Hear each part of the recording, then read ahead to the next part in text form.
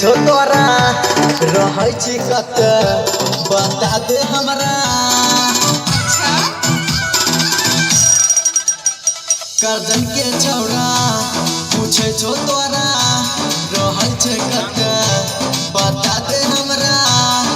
ओते बने बोको है छी ओ घाट तते गे नंबर चुकते गे छौड़ी तोरा नंबर चुकते गे। तोरा देख के दिल हमर डोल गेलौ तोर घर चुकते गे नंबर चुकते गे छौड़ी तोरा नंबर चुकते गे। तोरा देख के दिल हमर डोल गेलौ तोर घर चुकते गे।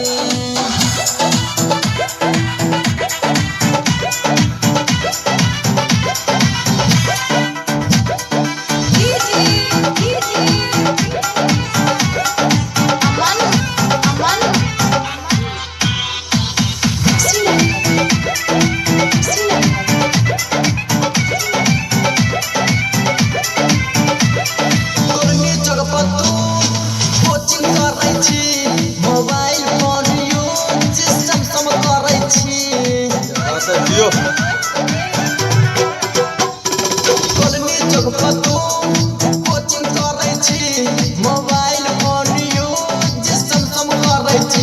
17 गो कीरीमा लगाबै छही गे सब छौड़ा के क्लास में साना गाबै छही गे।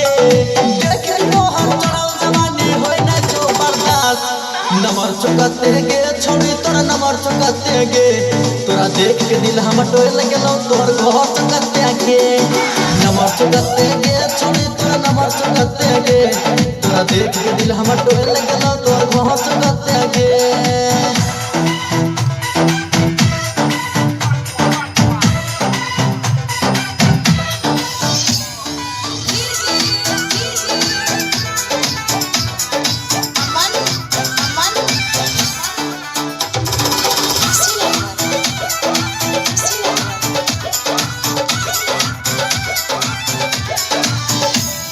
सिमराही बाजार में छौड़ी मार्केट करै छी।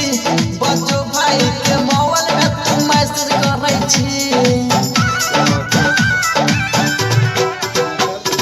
सिमराही बाजार में छौड़ी मार्केट करै छी। बच्चो भाई के मोबाइल में मैसेज करै छी।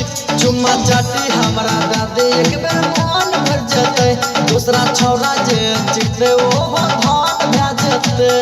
देख के तोहर चढ़ल जवानी होय नै बर्दाश्त नंबर चुकते गे छौड़ी तोरा नंबर चुकते गे। तोरा देख के दिल हमर डोल गेलौ तोर घर चुकते गे नंबर चुकते गे छौड़ी तोरा नंबर चुकते गे। तोरा देख के दिल हमर डोल गेलौ तोर घर चुकते गे। अरे बता दे ना की भए जेतौ।